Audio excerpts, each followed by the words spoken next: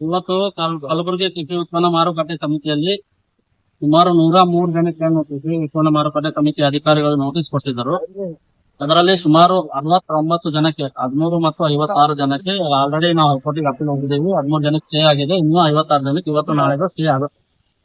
ಇನ್ನು ಉಳಿದಂತ ಒಂದು 25 ಅಂಗಡಿಗಳೇನಿವೆ ಅದನ್ನ ಮಾಜರ್ ಮಾಡಿ ಕೀಲಿ ಹಾಕೋದಕ್ಕೆ ಕೃಷಿ ಉತ್ಪನ್ನ ಮಾರುಕಟ್ಟೆ ಸಮಿತಿ ಅಧಿಕಾರಿಗಳು ಇಲ್ಲಿ ನಮ್ಮ ಎಪಿಎಂಸಿ ಯಾರ್ಡ್ ಅಲ್ಲಿ ಕಾರ್ಯನಿರ್ವಹಿಸ್ತಿದ್ರು. ಅದಕ್ಕೆ ನಾವು ನಮ್ಮ ಚೇಂಬರ್ ಆಫ್ ಕಾಮರ್ಸ್ ನ ಅಧ್ಯಕ್ಷರ ನೇತೃತ್ವದಲ್ಲಿ ಹೋಗಿ ಅವರನ್ನ ರಿಕ್ವೆಸ್ಟ್ ಮಾಡಿ ಇಲ್ಲಿ ಸುಮಾರು 103 ಜನ ಇಲ್ಲೇನು ಊಟ ಮಾಡ್ತಾ ಇದ್ದಾರೆ, ಬಿಸ್ನೆಸ್ ಮಾಡ್ತಾ ಇದ್ದಾರೆ. ಈ 103 ಜನ ಬಿಸ್ನೆಸ್ ಮಾಡೋರು ಎಲ್ಲರೂ ಜಿಎಸ್ಟಿ ತಗೊಂಡು ಮತ್ತು ಲೀಗಲಿ ಆಗಿ ಬಿಸ್ನೆಸ್ ಮಾಡ್ತಾ ಇದ್ದಾರೆ. ಯಾವ್ದು ಇಲ್ಲಿಗಲ್ ಬಿಸ್ನೆಸ್ ಅಂತೂ ಮತ್ತು ಯಾವ್ದಾದ್ರು ಅನೈತಿಕ ಕೆಲಸಗಳು ಯಾವ್ದು ಆಗ್ತಾ ಇಲ್ಲ. ಆದ್ರಿಂದ ಈ ಸರ್ಕಾರದ ಏನು ಹೈಕೋರ್ಟ್ ಏನ್ ಸ್ಟೇ ಇದೆ ಆ ಸ್ಟೇ ಮುಗಿಯುವವರೆಗೂ ಅವರಿಗೆ ಕಾಲಾವಕಾಶ ಕೊಡಬೇಕು. ಇನ್ನೊಂದು ಏನು ಕೃಷಿ ಉತ್ಪನ್ನ ಮಾರುಕಟ್ಟೆ ಸಮಿತಿಯಲ್ಲಿ ಇತರ ಅಂಗಡಿಗಳು ಬರೋದಕ್ಕೆ ಒಂದು ಕಾರಣ ಏನಿದೆ ಅಂತಂದ್ರೆ, ಸುಮಾರು 15 ವರ್ಷದಿಂದ ಏನಾಯ್ತು, ಸೂಪರ್ ಮಾರ್ಕೆಟ್ ಅಲ್ಲಿ ರೋಡ್ ವೈಡಿಂಗ್ ಆಯ್ತು, ಕೆನಡಾ ಮಾರ್ಕೆಟ್ ಅಲ್ಲಿ ರೋಡ್ ವೈಡಿಂಗ್ ಆಯ್ತು. ರೋಡ್ ಚಿಕ್ಕದಾಗಿರೋದ್ರಿಂದ ಅಲ್ಲಿ ಕೆನಡಾ ಮಾರ್ಕೆಟ್ ಅಂಗಡಿಗಳು ಎಲ್ಲ ಅಲ್ಲಿ ಕಾರ್ಯನಿರ್ವಹಿಸ್ತಾ ಇದ್ವು. ಅಲ್ಲಿ ಈಗಲೂ ಪೊಲೀಸರು ಒಂದು 2 ವೀಲರ್ ಆಗಲಿ ಅಥವಾ ಒಂದು ಯಾವ್ದಾದ್ರು ವೆಹಿಕಲ್ ನಿಲ್ಸಕ್ಕೆ ಅವಕಾಶ ಇಲ್ಲ. ಆದ್ರಿಂದ ಇಲ್ಲಿ ಕೃಷಿ ಉತ್ಪನ್ನ ಮಾರುಕಟ್ಟೆ ಸಮಿತಿಯಲ್ಲಿ ಕೆಲವು ಗೋಡಾನ್ಗಳೇನು ಖಾಲಿ ಗೋಡಾನ್ಗಳಿದ್ದೀವಿ ಅವನ್ನ ಬಾಡಿಗೆ ಪಡೆದು ಅವ್ರು ಕಾರ್ಯನಿರ್ವಹಿಸ್ತಾ ಇದ್ರು. ಕೆಲವು ಸಂಘಟನೆಗಳು ಮತ್ತು ಸರ್ಕಾರದ ಅದೇ ಒಂದು ಒತ್ತಡ ಏನಿತ್ತು ಅಂತಂದ್ರೆ, ಇಲ್ಲಿ ಕೃಷಿ ಉತ್ಪನ್ನ ಮಾರುಕಟ್ಟೆ ಸಮಿತಿಯಲ್ಲಿ ಕೃಷಿ ಅಂಗಡಿಗಳನ್ನು ತೆಗಿಬೇಕು ಅನ್ನೋದೊಂದು ಅವ್ರಿಗೆ ಒಂದು ಕೂಗು ಮತ್ತು ಒಂದು ಬೇಡಿಕೆ ಇತ್ತು. ಆ ಬೇಡಿಕೆಗೆ ನಮ್ದೇನೋ ವಿರೋಧ ಇಲ್ಲ. ಯಾಕಂದ್ರೆ ಕಾನೂನಾತ್ಮಕವಾಗಿ ಅದು ಬೇಡಿಕೆ ಮಾಡ್ಲಿಕ್ಕೆ ಅವ್ರಿಗೆ ಅಧಿಕಾರ ಇದೆ, ಹಕ್ಕಿದೆ.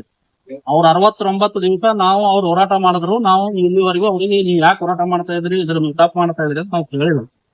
ಆದ್ರೆ ನಿನ್ನೆ ಏನಾಯ್ತು, ಕೆಲವು ಅಂಗಡಿಗಳಲ್ಲಿ ಕೆಲವು ಜನ ಹೋಗಿ ನೀವು ನಾಳೆ ಅಂಗಡಿ ತೆರೆದ್ರೆ ಕೀಲಿ ಹಾಕ್ತೀವಿ ಅನ್ನೋದು ಹೇಳಿದ್ದಾರೆ ಅಂತ ಅನ್ನೋದು ಕೆಲವು ವ್ಯಾಪಾರಸ್ಥರು ಹೇಳಿದ್ರೆ. ಅಂದ್ರೆ ಇವತ್ತೆಲ್ಲಾ ವ್ಯಾಪಾರಸ್ಥರು ಇಲ್ಲಿ ನಮ್ಮ ಅಂಗಡಿಗೆ ಬಂದಿದ್ರು. ನಾವು ಮತ್ತು ನಮ್ಮ ಚೇಂಬರ್ ಆಫ್ ಕಾಮರ್ಸ್ ನ ಅಧ್ಯಕ್ಷರು, ನಮ್ಮ ಫರ್ಟಿಲೈಸರ್ ಅಸೋಸಿಯೇಷನ್ ಅಧ್ಯಕ್ಷರು ಮತ್ತು ಕಿರಣ ಮರ್ಚೆಂಟ್ ಅಸೋಸಿಯೇಷನ್ ಅಧ್ಯಕ್ಷರು ಎಲ್ಲರೂ 4-5 ಸಂಘಗಳ ಅಧ್ಯಕ್ಷರು ಹೋಗಿ, ಟ್ರಾನ್ಸ್ಪೋರ್ಟ್ ಅಧ್ಯಕ್ಷರು ಎಲ್ಲ ಒಂದು 4-5 ಸಮಿತಿ ಇದ್ರದ್ದು ಸಂಘ ಸಂಸ್ಥೆಗಳ ಅಧ್ಯಕ್ಷರು ಹೋಗಿ ಎಪಿಎಂಸಿ ಕಾರ್ಯದರ್ಶಿ ರಿಕ್ವೆಸ್ಟ್ ಮಾಡಿ ಮನವರಿಕೆ ಮಾಡಿಕೊಟ್ಟಿದ್ದೀವಿ. ಇಲ್ಲಿ ಪರಿಸ್ಥಿತಿ ಹಿಂಗಿದೆ ಅಂತ. ಇಂಥದಕ್ಕೆ ಏನಾಗಿದೆ ಅಂತಂದ್ರೆ, ಈಗ ಅವರು ಆಯ್ತು ಕೆಲವು ದಿನ ನಾವು ಕಾಲಾವಕಾಶ ಕೊಡ್ತೀವಿ, ನಮ್ಗೂ ಮೇಲಾಧಿಕಾರಿಗಳ ಮತ್ತು ಮಂತ್ರಿಗಳ ಒತ್ತಡ ಇದೆ ಅಂತ ಹೇಳಿದ್ದಾರೆ. ನಾವು ಸರ್ಕಾರಕ್ಕೆ ಒಂದು ಕೆಲವು ಬೇಡಿಕೆಗಳನ್ನು ಇಟ್ಟಿದ್ದೀವಿ. ಇಲ್ಲಿ ಇರ್ತಕ್ಕಂಥ ವ್ಯಾಪಾರಸ್ಥರಿಗೆ ಬೇರೆ ಕಡೆ ಶಿಫ್ಟ್ ಮಾಡಬೇಕು ಅಂತಂದ್ರು ಅವ್ರಿಗೆ ಒಂದು ಬೇರೆ ವ್ಯವಸ್ಥೆ ಮಾಡಿಕೊಡ್ರಿ ಅಂತ ಹೇಳಿ.